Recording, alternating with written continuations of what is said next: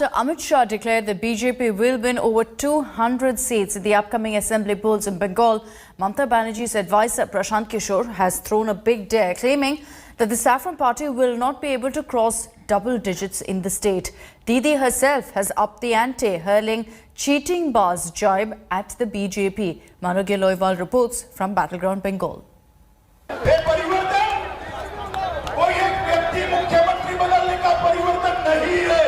परिवर्तन जो होने जा रहा है बंगाल में, ये बंगाल के विकास के लिए परिवर्तन है, बंगाल को आगे बढ़ाना। बीजेपी इज अ चीटिंग बाज पार्टी।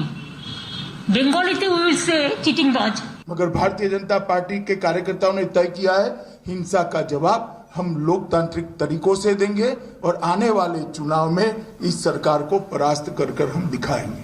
उन्हें किछु कथा कल के टोटल लाई बोले गए, garbage of lies. Tomorrow I'll give you the reply. Shah ended a two-day high-voltage campaign on Saturday with an announcement that BJP will make Sonar Bangla in 5 years after it comes to power in Bengal next year.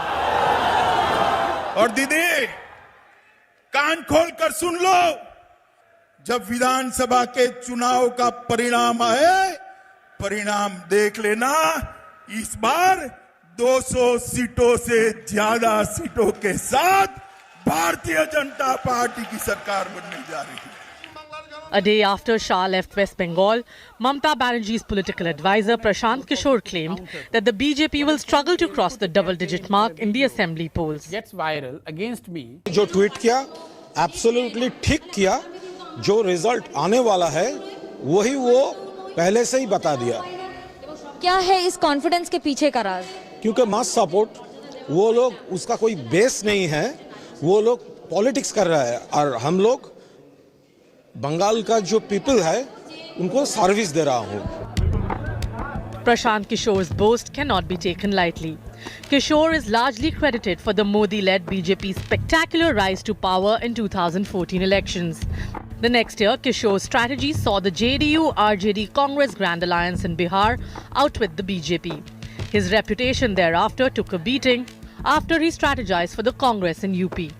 Kishore was roped in by Mamata Banerjee to strengthen the TMC's poll prospects, a move that has caused some amount of resentment within the ruling party. देखिए, I am a political person. 40 साल हम politics में है। कोई MBA, कोई ITI, कोई IIT का पास कोई लड़का आएगा 22 साल 24 साल का, वो हमको बोल दे कि ऐसा ऐसा चलो, ऐसा ऐसा करो, ये हमारा बक्स है, ये ओबे करने का कोई सुजग नहीं है। Several TMC leaders have left Mamata's fold, apparently upset with Kishore's new age strategies. The Chief Minister has made light of the rebellion.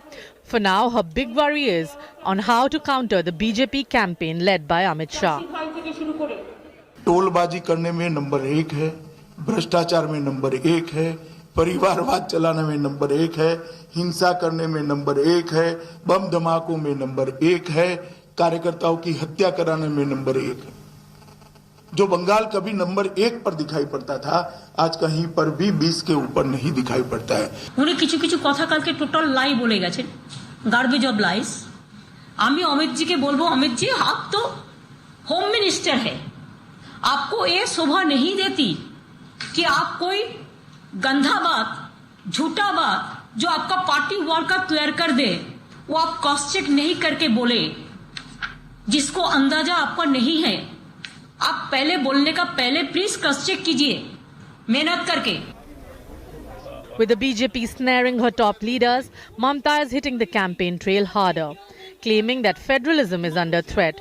Didi is also reaching out to leaders like Sharad Pawar in the hope of building a political narrative against the Modi government.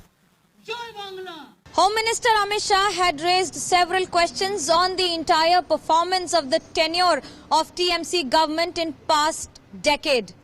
In a rebuttal, Chief Minister Mamata Banerjee too clarified that the facts were not factually correct and there would be a response from the Ministry of the State as well as the Chief Minister too.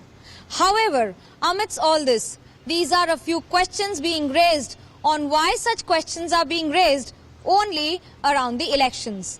With camera person Tapas Berry, this is Manogya Loiwal in Kolkata for India Today. Hi everyone, Preeti Chaudhary here. Hope you like this video. For latest news and analysis, like and subscribe to the India Today YouTube channel. And don't forget to press the bell icon to stay updated. Thank you for watching.